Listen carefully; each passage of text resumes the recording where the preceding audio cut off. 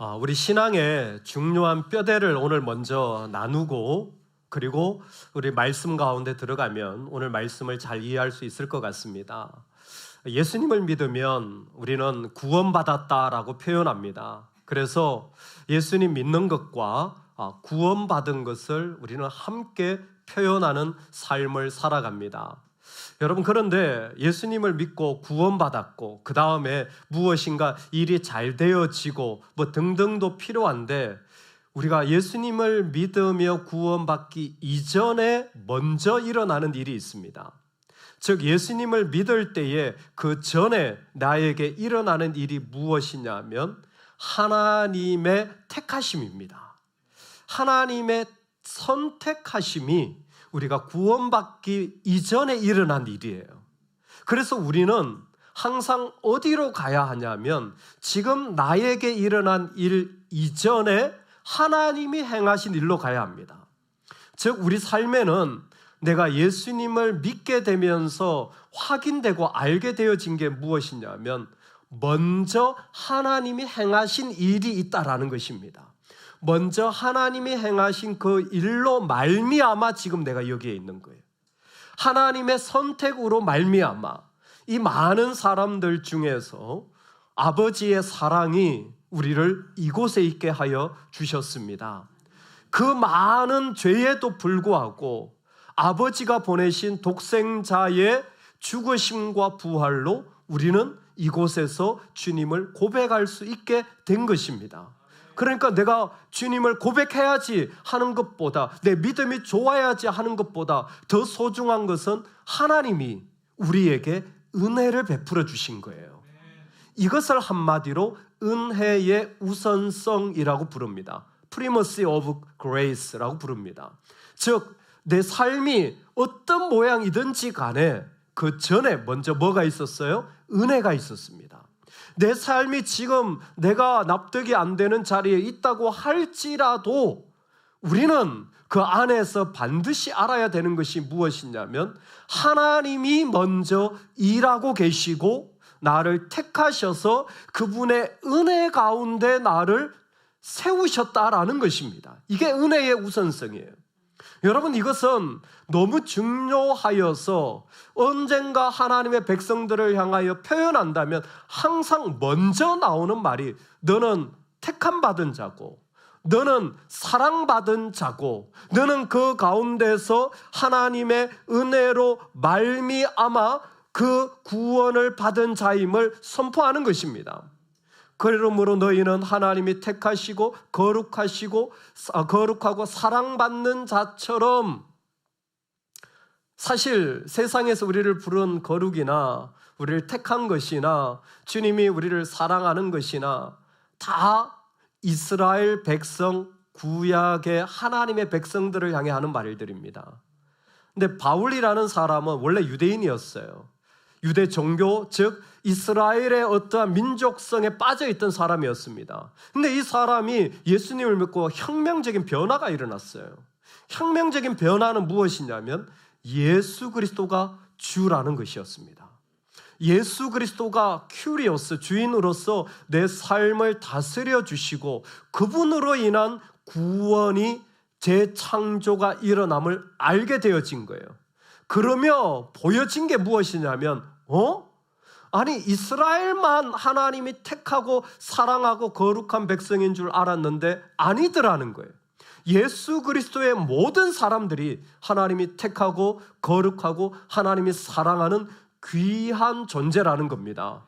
어떻게 해요? 은혜로. 하나님의 은혜로. 나는 열심히 율법을 지켜야 거룩한 백성이 되었는데 그게 아니더라는 거예요. 하나님의 은혜가 먼저 있어서 나를 구원에 이르게 했다라는 거예요. 그래서 말씀에도 보면 이렇게 도전합니다. 우리가 사랑함은 그가 먼저 우리를 사랑하셨음이라. 먼저 그 은혜에 의하여 믿음으로 말미암아 구원을 받았느니. 우리 안에 내가 아무것도 아닌 것처럼 보여도요, 우리에게 주의 은혜가 먼저 있습니다. 여러분, 이 은혜를 마음으로 알고 고백할 수 있는 삶이 되시기를 소망합니다. 내 삶에 나도 모르는 하나님의 은혜가 있었구나. 그 은혜로 내가 살아야지. 은혜가 나에게 있구나라는 것을 다르게 표현하면 예수님으로 옷 입는다라는 겁니다. 이전에 내가 가졌던 모습은 벗어 던지고 예수 그리스도로 옷 입는다라는 거예요. 나도 모르게 그것이 어떤 삶인지 모르지만 믿음이라고 하는 것은 바로 옷을 갈아입는 것과 같은 모습이라는 거예요. 이 땅에 내가 예전에 살았던 삶의 자리들이 있습니다. 그런데 그것을 벗어 던지고 이제는 예수님으로 옷 입고 나와 살아가는 거예요. 흥미로운 것은 예전에 내가 가졌던 옷의 모양이 5가지입니다. 음란과 부정과 사욕과 악한 정욕과 탐심이니 탐심은 우상 숭배니라. 즉 내 안에 어떤 욕망이 어떤 위로가 다른 어떤 것에서 있었어요. 여러분 이것으로부터 위로받고 저것으로부터 위로받는데 그 안에는 전부 다 내 안에 이 욕심과 욕망이 있는 거예요. 그것을 하나님은 아시는데 우상숭배라는 겁니다. 뭐 말할 것도 없어요. 여러분 마음이 언제 편안해지고 언제 위로가 되고 언제 참 좋아집니까를 살피면 돼요. 그러면 내 안에 지금 무엇이 작동하는지를 금방 알 수 있게 되어집니다. 대표적으로 내 일이 잘 되었다. 그럴 때에 기분이 좋죠. 그런데 여러분 예수님이 계신 것이 더 기분이 좋은지 한번 살펴보세요. 여러분 내 안에 정말 누군가 왔을 때 마음이 참 좋아요. 그런데 예수님이 계실 때 그것만큼 마음이 더 좋은지 한번 살펴보셔야 돼요. 탐심은 우상 숭배니라. 우리의 욕망을 이루어 주는 것을 우리는 너무 잘 만들어요.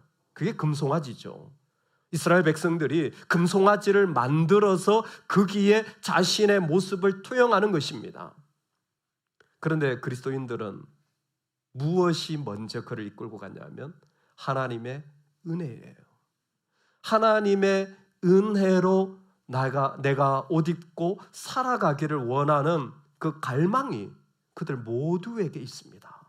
때로는 어떤 일들이 안 되더라도 잘 되더라도 나에게 필요한 것은 바로 그리스도가 내 삶에 계셔야 됨을 공허하게 느끼고 갈급해하는 게 믿음의 사람들의 특징인 거예요.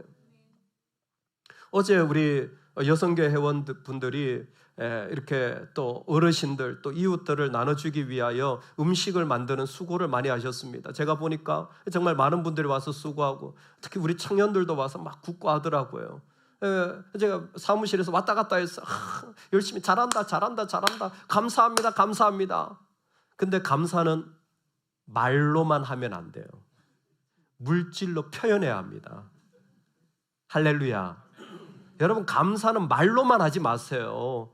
물질로 표현하시기 바랍니다. 이건 제가 중학생들한테도 가르칠 때 중학생들 제 자취방에 오면 빈손으로 오면 야 가서 아이스크림이라도 사와. 애들을 가르쳤어요. 말로만 때우려고 해. 저도 말로만 감사해요. 근데 제가 말로만 때우고 있더라고요. 그래서 안 되겠다. 뭔가 좀 이렇게 후식이라도 사드려야 되겠다 해가지고 살펴봤는데 음식을 하고 있으니까 뭐 먹을 게 필요가 없어서 과일을 주문했어요. 저 처음 해봤어요. 와 세상이 그렇게 좋더만요. 그 쿠팡으로 귤이 배달이 되더라고요. 제가 어제 처음 해봤어요. 처음이라고 할인도 해주더만요.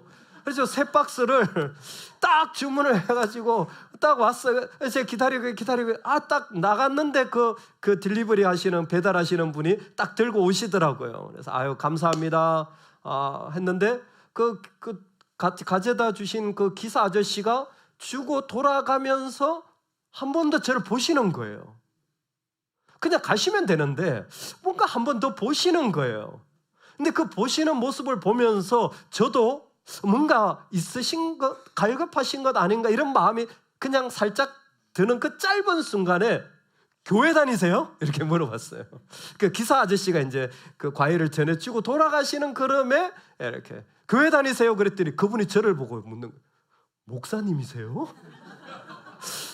그래서 아, 예, 제가 목사입니다. 그랬더니 그분이 좀 쭈삣쭈삣 하시다가 이렇게 교회 다니시냐 보니까 제가 안 다니는 건 아니고 그렇다고 다니는 것도 아니고 이렇게 지금 저 상황이 좀 어려우신 것 같아요. 코로나 지나고 이 배달 일을 하면서 예배 드리기 이제 어려운 그 많은 상황이 있으셨던 것 같아요. 근데 그분이 내려가시다가 갑자기 저한테 그러는 거예요.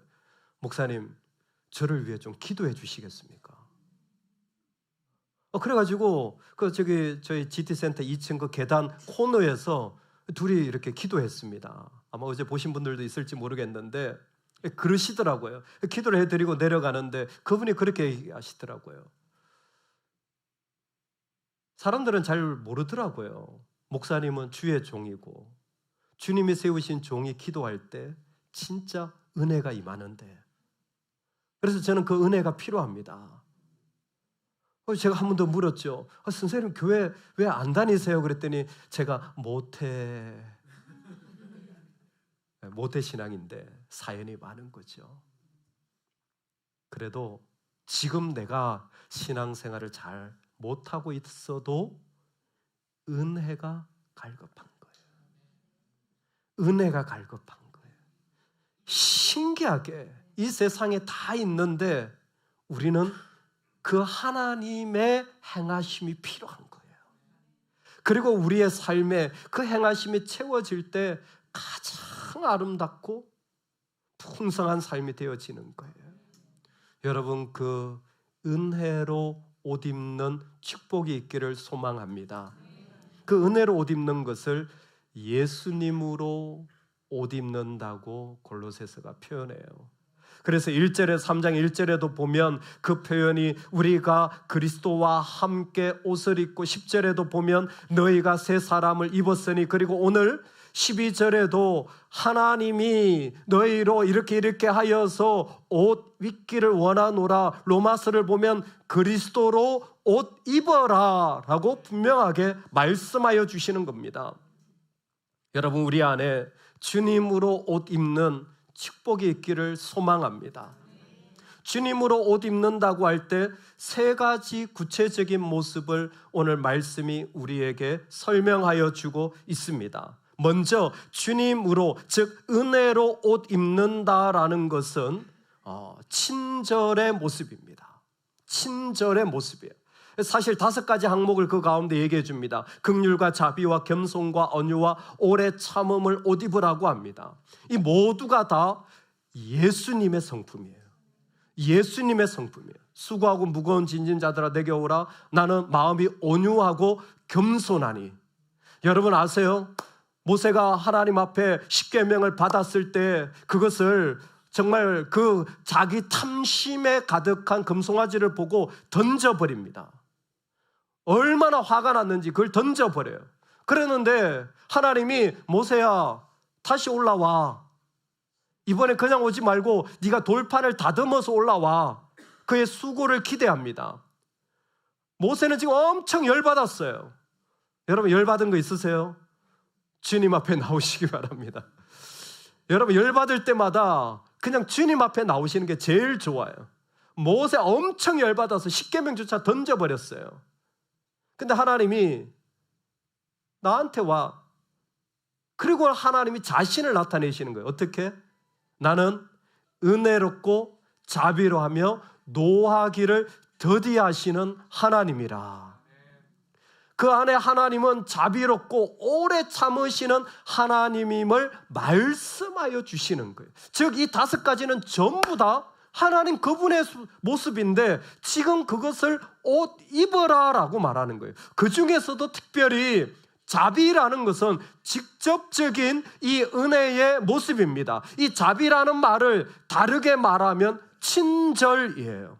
여러분, 그리스도로 옷 입는다라는 것은 우리가 친절한 모습으로 살아가는 것을 말하는 거예요. 왜 친절해야 됩니까? 묻는다면 다시 강조합니다. 내가 친절한 사람이, 나이스한 사람이, 젠틀한 사람이 되어서가 아니라 나에게 먼저 은혜가 있었기 때문이에요. 먼저 내가 은혜가 있어서 이곳에 있을 수 있기 때문에 나는 kindness, 친절의 사람으로 나아갑니다. 이 친절은 얼마나 구체적인지 너와 신분이 다르고 너와 너무나 다른 사람에게 친절하라는 거예요. 여러분, 나하고 비슷한 사람, 말이 잘 통하는 사람에게 친절은 의미가 없습니다. 그건 그냥이에요. 그런데 대표적인 경우가 어디입니까? 남편과 아내 사이에서 과연 배우자에게 친절한가? 여러분, 자신의 남편이 정말 친절하더라. 왜 고개를 절레절레 흔드세요? 우리 아내는 나한테 말할 때 진짜 친절하더라. 고개를 끄덕끄덕 하시네요. 이것보다 더 어려운 게 주인과 종의 관계입니다. 그래서 3장에서 부부와 그 다음에 주인과 종의 관계를 말하는 거예요. 여러분, 종은요, 동물보다 못한 거예요. 종은 동물보다 못한 겁니다. 요즘은 반려견의 시대예요. 반려견, 즉 강아지를 발로 차면 그건 진짜 미개인입니다. 그런 폭력은 말도 안 되는 거예요. 근데 제가 어릴 적 시골에서는 종종 보던 모습이기도 했습니다. 그런데 이미 성경에 수천 년 전에 동물을 그렇게 대하는 것은 그리스도인으로 합당하지 않다. 심지어 종이라고 할지라도 어떻게 대해야 돼요? 친절하게 대하는 거예요. 이건 내 직원 정도가 아니라 내 소유물에 내가 던져도 되는 소유물인데도 그리스도인들은 정말 그리스도로 옷 입는다면 그 종에게 친절하는 거예요. 바우튼 목사님의 고백입니다. 어려운 시기를 지나가는 사춘기죠. 어려운 시기를 지나가는 아들에게 나는 친절하기 위해 얼마나 많은 노력을 했는지 모른다. 여러분, 공감이 되시죠? 사실 저 멀리 있는 사람이 아니라 내 자녀에게 친절하게 대하는 것이 결코 쉽지 않은데, 그리스도인은 내가 그런 사람이라서가 아니라 그리스도의 은혜가 나에게 왔고 먼저 나에게 오신 그 은혜로 말미암아 죄인임에도 불구하고 나를 품어주신 주님처럼, 이건 내 경계선이에요. 여러분, 우리 모두가 다 있죠. 이거 넘지 마. 이거 넘으면 난 너무 힘들어. 나는 그런 사람 싫어 라고 말하는데, 이 은혜는 그 경계를 넘어서 안아주는 거예요. 그 경계를 넘어 안아주는 거예요. 안아주면서도 뭐예요? 아무런 것을 요구하지 않아요. 나중에 돌려줘, 갚아, 그러지 않습니다. 내가 이만큼 했잖아, 그러지 않아요. 진정한 그리스도인들은 어떤 사람이냐? 경계를 넘어 품어줌에도 불구하고 아무것도 되돌려받지 못함에도 여전히 은혜를 베푸는 사람. 그 사람이 그리스도로 옷 입은 사람이에요. 여러분, 그래서 제가 묻습니다. 여러분, 예수님 믿으십니까? 제가 한 번 더 묻겠습니다. 여러분, 예수님으로 옷 입으셨습니까? 우리에게 그 친절이 있나요? 두 번째 부분은 더 분명합니다. 용서로 갑니다.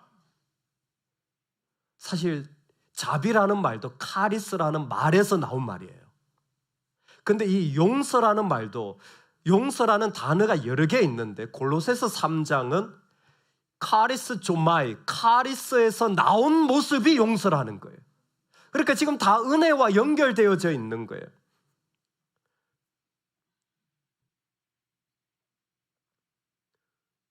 하나님께서 우리를 부르실 때에 우리에게 주신 또 하나의 옷을 말한다면 용서의 옷이에요.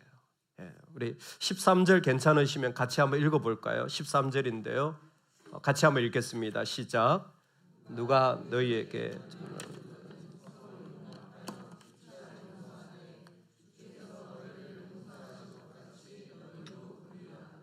아멘. 누가 불만이 있거든. 아재 개그 나오죠? 불만 있어요. 담배는 없어요. 불만 있어요.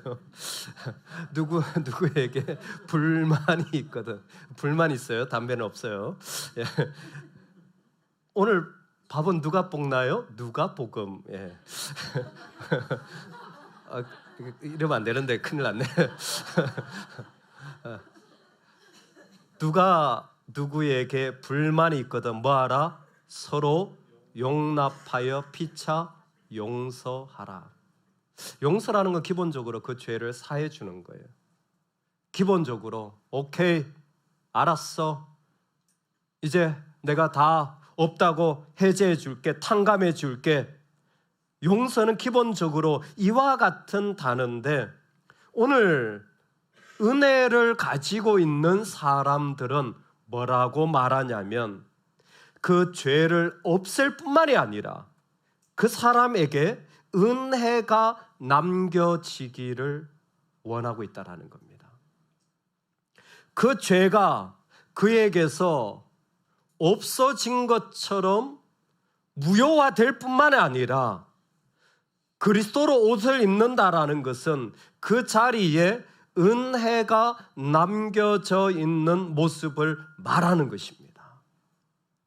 여러분, 얼마나 놀라운 일들이 벌어지는지 몰라요. 너무나 다른데, 그래서 정말 기가 막힌 아픔을 주었는데, 그런데 그리스도로 옷 입는다라는 것은 용서하는 사람이라는 거예요.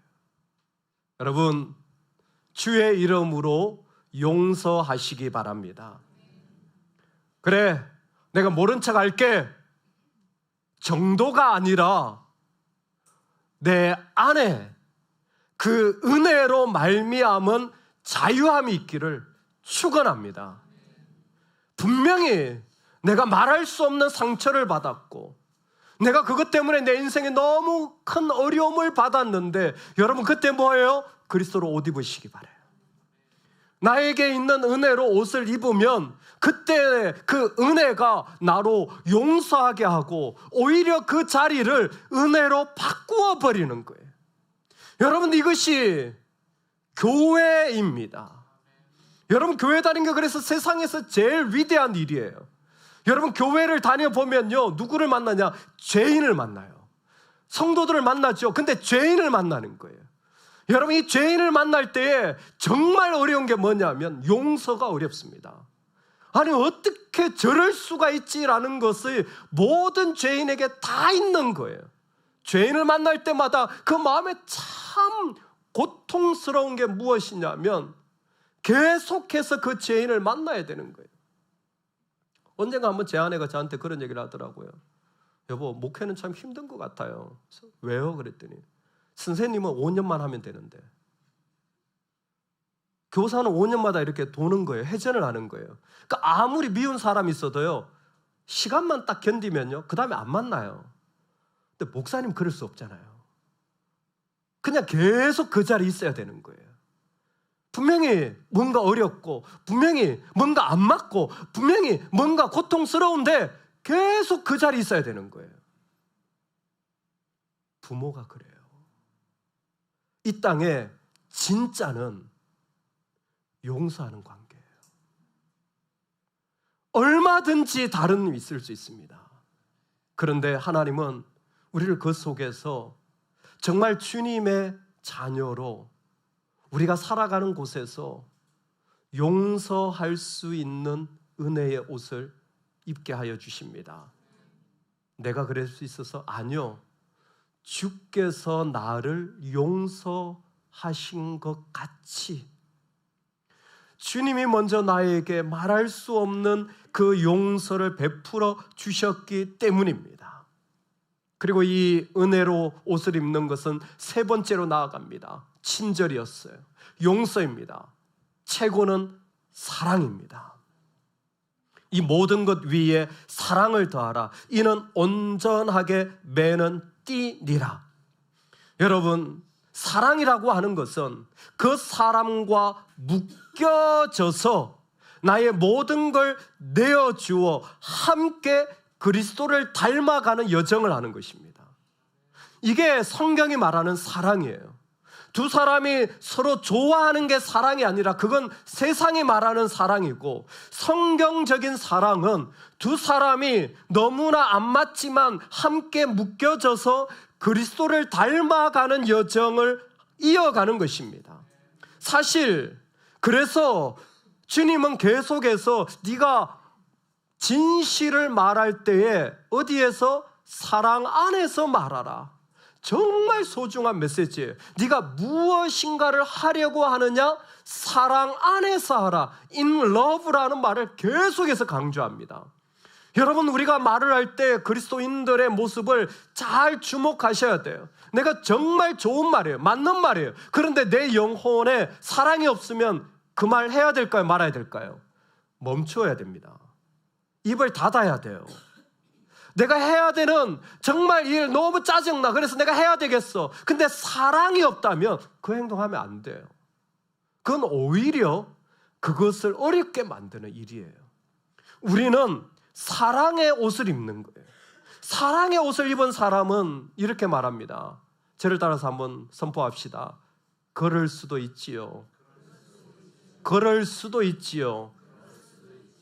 여러분, 사랑이 되면요, 다 이게 돼요. 그럴 수도 있지. 우리 자녀를 향해서 제일 많이 하는 말이에요, 사실은. 나는 도저히 이해가 안 되는데, 그럴 수도 있지 뭐. 나는 모르겠다. 근데 또 어떻게 하나님 인도해 가시지? 자녀를 향해 제일 많이 하는 말이잖아요. 근데 이게 사실 사랑의 말이에요. 그 안희숙 여사님이 쓴 책에 보면 그 일제시대 때 믿음을 지키기 위하여 그분이 쓴 책이 죽으면 죽으리라요. 아주 비장하잖아요. 에스더의 그 고백, 죽으면 죽으리라. 근데 그분이 노년에 쓴 책이 뭐냐면 그럴 수도 있지. 사람이 믿음이 깊어지고 은혜가 많아지면요, 사랑하지 말라고 해도 사랑이 나옵니다. 그럴 수도 있지. 그럴 수도 있지.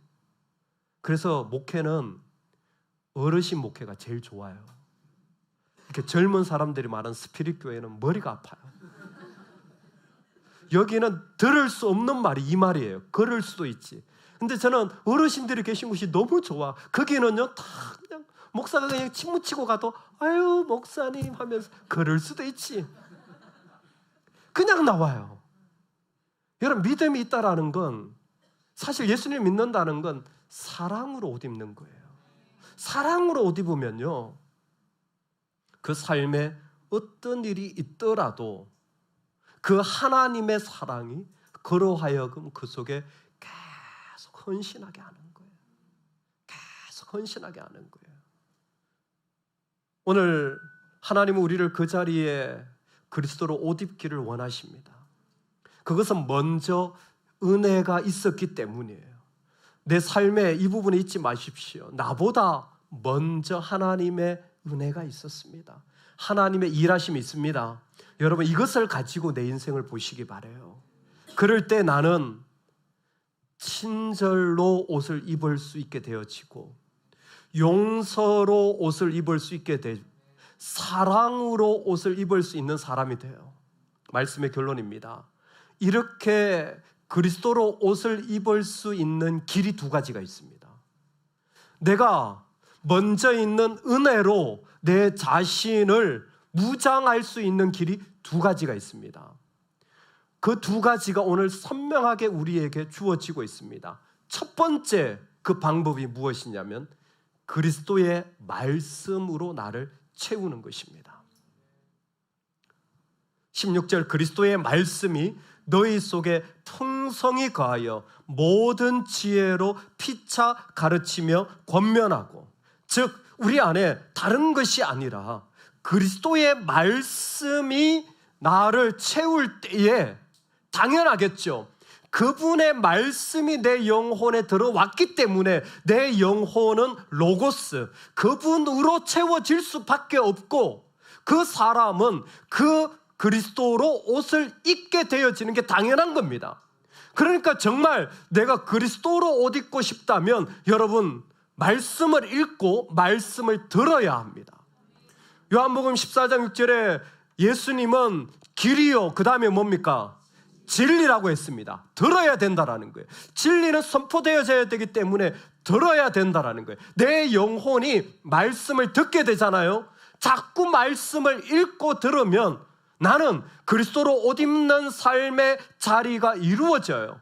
하나님은 그리스도는 만유 안에 세상의 모든 것 가운데 계셔요. 그래서 말씀을 읽는 자들의 능력이 무엇이냐면 모든 삶의 자리들 속에서 그리스도를 발견해요. 모든 자리들 속에서 그리스도가 일하심을 믿고 그 속에서 그리스도를 고백하는 거예요. 때로는 내가 망하기도 하고 때로는 내가 아프기도 하고 이해하지 못할 일들을 당하는데 말씀을 계속 듣는 사람들은요, 놀랍게 그 가운데 그리스도를 발견하고 그리스도를 그 가운데 선포하게 되는 거예요. 그래서 풍성히 거하라. 그 가운데 말씀이 들려지게 하고 끊임없이 그 말씀이 그 가운데 새겨져야 한다. 제가 도전합니다. 여러분, 우리는 날마다 말씀과 묶여야 합니다. 날마다 말씀과 묶여야 해요. 저는 정말 이게 만나의 원리라고 생각합니다. 우리는 하루치예요. 하루가 지나잖아요. 우리 뇌는 죄로 리셋되는 것 같아요. 눈을 딱 뜨면 죄뿐도 생각나. 근데 그 전에 뭘 해야 돼요? 주의 말씀으로 나를 묶어야 돼요. 주의 말씀으로 나를 묶어가는 거예요. 제가 이렇게 후배 목사님들을 박사과정에서 훈련하고 가르치는데 제일 강조하는 부분이 이거예요. 목사님들이요, 좀 교회가 작을 때는 본인이 섬기다가 교회가 이렇게 조그만 교회들이 있어요. 제가 보니까 1,000명, 2,000명 조그만 교회들이에요. 코딱지 많은 교회에 가가지고 담임 목사님 되시면요, 일주일에 설교 한 번 하세요. 절대 그러지 마라. 매일 성도님들에게 말씀을 먹여라. 그리고 우리도 먹어야 산다. 여러분은 목사님이 태어나면서부터 목사님이 아니에요. 말씀을 먹지 않고 기도하지 않으면 역시 죄인이에요. 여러분은 어떻습니까? 대단한 믿음의 소유자이십니까? 어마어마한 경험이 있으십니까? 아니에요. 매일 말씀에 묶여야 돼요. 매일 말씀 앞에 내가 서야 돼요. 그 말씀으로 나를 세워가야 해요. 특별히 그리스도의 말씀이라고 하는 이 특별한 구절이 있어요. 하나님의 말씀이라고 하지 않고 그리스도의 말씀이라고 하는 것은 그 말씀 가운데 그리스도가 나타나야 할 뿐만이 아니라 여러분, 우리가 예배 드리는 이 자리, 그리스도가 선포되어지고 그 자리 속에서 그리스도가 들려져야 함을 도전하는 것입니다. 얼마 전에 선악을 분별하라라는 새벽에 말씀이 있었어요. 정말 우리 안에서 악이 빠져나가기를, 악이 빠져나가지 않았는데 말한다면, 악이 빠져나가지 않았는데 행동한다면, 악이 빠져나가지 않은 채로 결정한다면 최악이다. 그 말씀을 붙잡고 얼마나 기도했는지 몰라요. 내 안에 악이 다 빠져나갔는가? 내 안에 인간적인 감정과 서운함과 생각들이 다 빠져나갔는가? 여러분, 우리는 그리스도의 말씀이 있을 때에 주님의 옷을 드디어 입을 수 있는 거예요. 이것은 다른 어떤 행위가 아니라 그리스도의 말씀만이 우리를 주의 옷을 입게 해주는 능력입니다. 그러므로 날마다 말씀에 묶이시고 그 말씀을 읽으며 들으시기를 축복합니다. 두 번째, 놀라운 게 뭔지 아세요? 우리가 그리스도의 은혜로 입을 수 있는 첫 번째 길은 말씀이에요. 어떻게든 말씀을 읽고 들어야 합니다. 유튜브를 통해서 계속 새벽의 말씀을, 또 주일의 말씀을 다시 한번 들었어요. 그러면서 두 번째로 주신 게 뭐냐면 노래하라입니다. 노래하라예요. 내 안에 은혜로 입는 방법이 무엇이냐면 우리가 찬양할 때 그때 그 말씀의 능력이 내 안에 일어나 우리 안에 그리스도로 옷 입는 사람이 되어진다라는 거예요.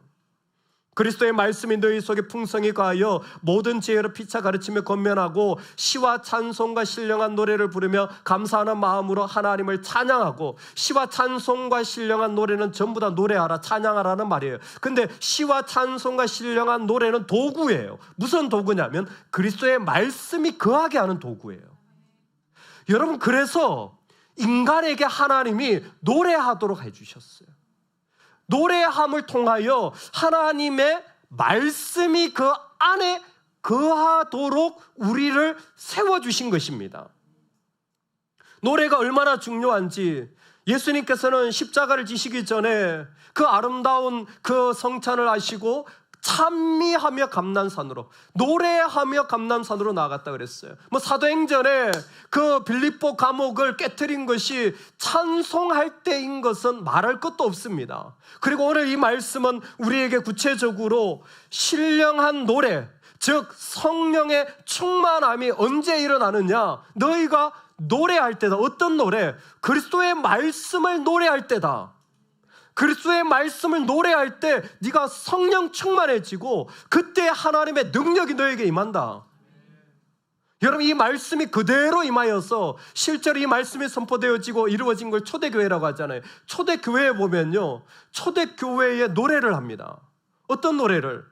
이 말씀에다가 그대로 그냥 흠인 같은 이 모노의 사운드를 붙여서 회중들이 함께 노래를 불러요. 그냥 뭐 이런 식인 거죠. 근데 그곳에 이 말씀의 가사를 붙여요. 말씀의 가사를 그대로 붙여요. 왜? 말씀을 기억하게 하려고.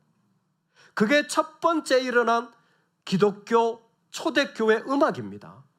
그 초대교회 음악이 처음에는 그렇게 오다가 중세가 오면 완전히 달라지는 또 다른 모습이 나오죠. 그 유명한 그레고리안 찬트가 나와요. 그레고리를 통하여 음악이 점점 더 많아지죠. 이때는 그 가사 전부가 말씀을 대중화시켜서 말씀의 음악화가 일어나요.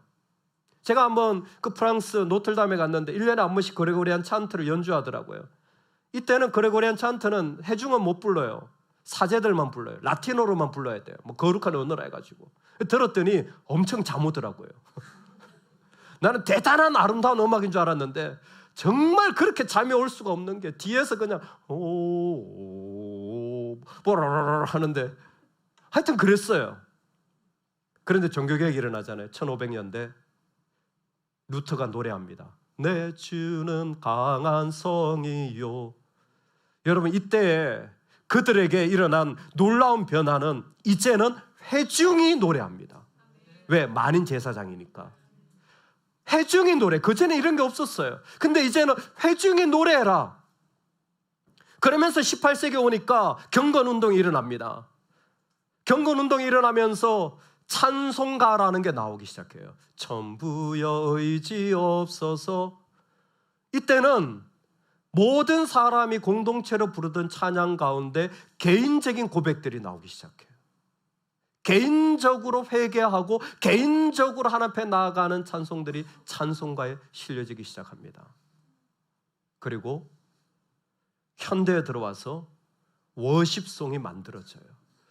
모든 사람들이 다양한 악기를 가지고 노래할 때 초점이 하나님의 임재에 있어요. 여러분, 기독교 역사에 초대교회, 중세교회, 근대, 현대 다 해서 찬양의 핵심은 말씀 선포입니다. 말씀 선포예요. 그 말씀이 그 가운데 선포되어질 때에 놀라운 하나님의 역사가 그 가운데 일어나는 거예요. 여러분, 이것은 에베소서 말씀과 더 비교해서 함께 나누어야 될 필요가 있습니다. 에베소서 5장 18절 19절 술 취하지 말라. 이는 방탕한 것이니 오직 성령으로 충만함을 받으라. 시와 찬송과 신령한 노래들로 서로 화답하며 너희의 마음으로 주께 노래하며 찬송하며 범사에 우리 주 예수 그리스도의 이름으로 항상 아버지 하나님께 감사하며. 아멘. 이 말씀이 우리에게 주신 이유는 무엇이냐면, 우리가 하나님을 노래할 이유가 무엇이냐면 세상의 거짓된 것에 충만하지 않기 위하여 술이 주는 위로나 충만을 버리라는 거예요. 그리고 진정으로 성령의 충만을 받으라는 거예요. 즉 우리가 노래할 때 말씀이 그 가운데 선포되어질 뿐만이 아니라 동시에 성령의 충만함이 일어나는 거예요. 그게 찬양의 능력이에요. 여러분, 그래서 하나님의 사람들은 항상 그 중심에 내가 좋아하는 찬양 불러야지. 옛날에 난 이런 거 좋아하는데 그거 아무 의미 없어요. 할렐루야 찬양 아세요 혹시? 할렐루야 할렐루야 할렐루야. 제가 엄청 잘하죠? 예. 연말이 되면 항상 부르잖아요. 그 1700년대 곡이에요. 여러분 그 곡이 처음 나왔을 때는요 파격도 이런 파격이 없어요. 왜냐하면 거룩한 그 그레고리안 찬트 음악 분위기 속에서 오페라적인 성격을 넣어버린 거예요. 이거 술집에서나 부를 노래였어요. 그리고 실제로 공연을 선술집에서 했습니다. 지금이나 교회에서 막 대단한 어떤 성가로 부르지만 당시 나왔을 때는요 이런 장르가 다 있어? 이런 노래도 돼? 어떻게 이렇게 불러라고 했어요. 무슨 얘기냐면 우리에게 필요한 것은 어떤 음악, 어떤 도구, 어떤 스타일이냐 그게 중요한 게 아니에요. 그리스도가 선포되느냐. 그 안에 그리스도가 선포되어지면 우리는 그때에 그 능력으로 옷을 입게 되어지는 거예요. 여기에 찬양의 중심이 있는 겁니다. 오늘 우리의 삶에 그리스도가 계시다라는 것을 우리는 분명히 기억하면 좋겠습니다. 뭐가? 그분의 은혜가 먼저 있어요. 하나님의 은혜가 먼저 있었고 그 은혜가 나로 하여금 친절의 옷을 입게 하여 줍니다. 용서의 옷을 입게 하여 주는 거예요. 이번 한 주간에 주의 은혜가 강같이 우리에게 흘러서 나로 함께 할 수 없는, 나로 더 이상 힘들게 했던 그 자리들이 씻어지는 은혜가 있기를 소망합니다. 여러분 예수님의 이름으로 용서하시고 그 자리에 은혜가 남겨지시는 만남들이 되시기를 바랍니다. 그리고 그 속에 사랑이, 그 놀라운 주님의 사랑이 우리가 할 유일한 한 가지가 되면 좋겠어요. 내가 말도 할 수 있고 표현도 할 수 있고 선택도 할 수 있지만 나는 그 자리에서 사랑하리라. 나는 그런 능력 없다면 말씀을 읽으세요. 주의 말씀을 읽으세요. 주의 말씀으로 오세요. 그 주님이 우리에게 능력으로 임하실 겁니다. 그 자리에서 잠잠히 찬양하며 나아가세요. 어떤 말 안 하셔도 되니까 찬양하며 주님을 선포하세요. 성령이 우리에게 역사하실 줄로 믿습니다. 이 놀라운 그리스도로 옷 입는 축복이 저와 여러분에게 가득하기를 축원합니다. 아멘.